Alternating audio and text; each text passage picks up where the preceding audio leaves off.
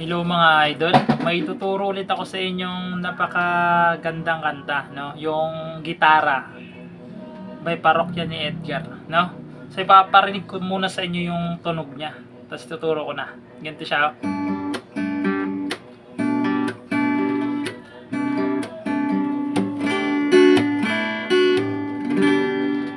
Yan mga idol, no? Ituturo natin yan.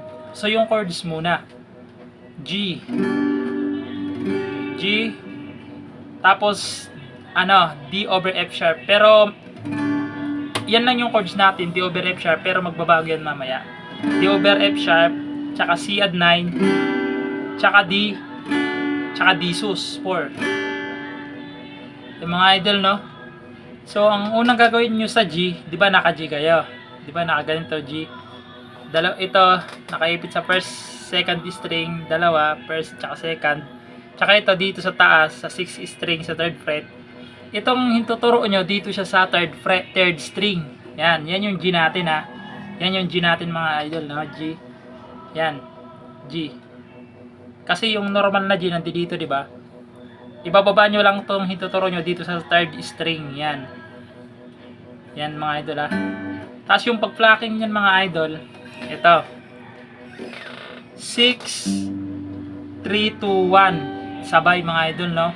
6, 3, 2, 1. Sabay. Ganito siya. Mga idol, no? Sabay yung 6, 3, 2, 1. Tapos naka G chord kayo, no? Naka G na nasa baba to, mga idol, ha? Nandito to sa 3rd string. Yan. Tapos, pag play nyo ng ganon, ng isang play, iha-hammer nyo to. Hammer, parang ganito. Ganon. Ganon siya. Para, ganito yung tunog niya pag, ganon. Mga idol, no? Ganon siya. Dalawang beses nyo gaganyan siya. Tapos, doon na sa sinasabi kong D over F sharp, kasi ganito yung D over F sharp, di ba? Nandito lang to mga idol, ha? Ganito kasi yung D over F sharp, no? Sa 3rd string to, tsaka sa 6th string to. Gagawin nyo dyan mga idol, ibababa nyo lang tong dalawa. Ito, nandito na siya sa 3rd string. Ito sa 5th string. Ganyan siya mga idol, no? Ganyan na yung D over F sharp natin, no? Dito lang yan mga idol sa atin, ha? Dito lang sa turo ko lang yan para mas maintindihan nyo kaagad, no? D over F sharp mga idol, no? Tapos ganun na sa sunod naman nito. Yung bass lang yung nagbago. 5 naman. 5, 4, 3 5, 3, 2, 1 pala. 5, 3, 2, 1 sabay mga idol din, ha. 5, 3, 2, 1 sabay yan. Ganito na siya yung tunog niya. Ganon. Ngayon i-hammer nyo naman to ulit. Yung 3rd string, mga idol, 3rd string, hahammer nyo yan. Mga idol, pero naka D over F sharp kayo mga idol, ha.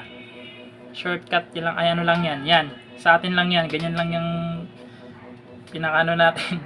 Ganyan siya. Hammer, ganon. Pull off. Para pull off yan. No? Dalawang beses rin. Okay? Ulitin ko mga idol, ha. Sa G. Yung G natin mga idol, uulitin ko lang, ha. Itong hintuturo nyo dito sa 3rd string sa 2nd fret. Yan. Ganito na siya pag plinay, ha.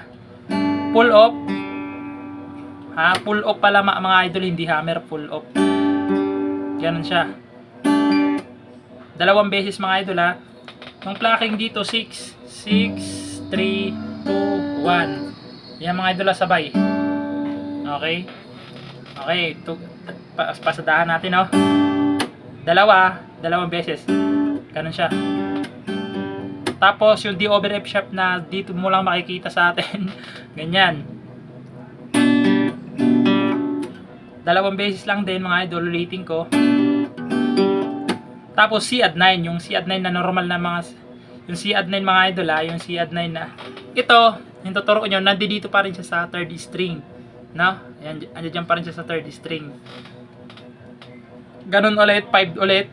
5, 3, 2, 1. Sabay. Hammer ay full off ulit. Yan siya. Okay? Ulitin ko mga idol, ha. Tapos yung last, yung D. Yung D sus muna. Yung Itong dalawa nakaipit, tapos ito nakadika dito, tapos itong pinky lalagay mo lang siya dito sa first string. Yan, ganyan. Kasi istramin mo na lang pababa. 4 pababa, 4th string pababa. Ganun siya. Tapos angat, tapos ganun, stramin mo pataas. Okay? Ganun siya, no? Tapos open mo siya. Strum pababa. Tapos strum ulit pataas, ibabalik mo na tong gitna. Yan. Okay mga idol, no? Sana naintindihan nyo yung turo ko. Parang ang gulo kasi. Ulitin ko mga idol, nakadisus. Open. Tapos angat tong gitna. Tapos balik gitna. Ganun siya, no? Parang ganito siya. Okay? So i-demo ko lahat, no? Hanggang sa G. Okay mga idol, ganito siya pag nabuo nyo na.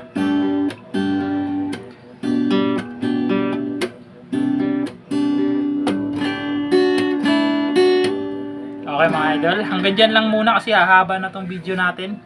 Sa sunod na video ko na lang ituturo yung ganito siya.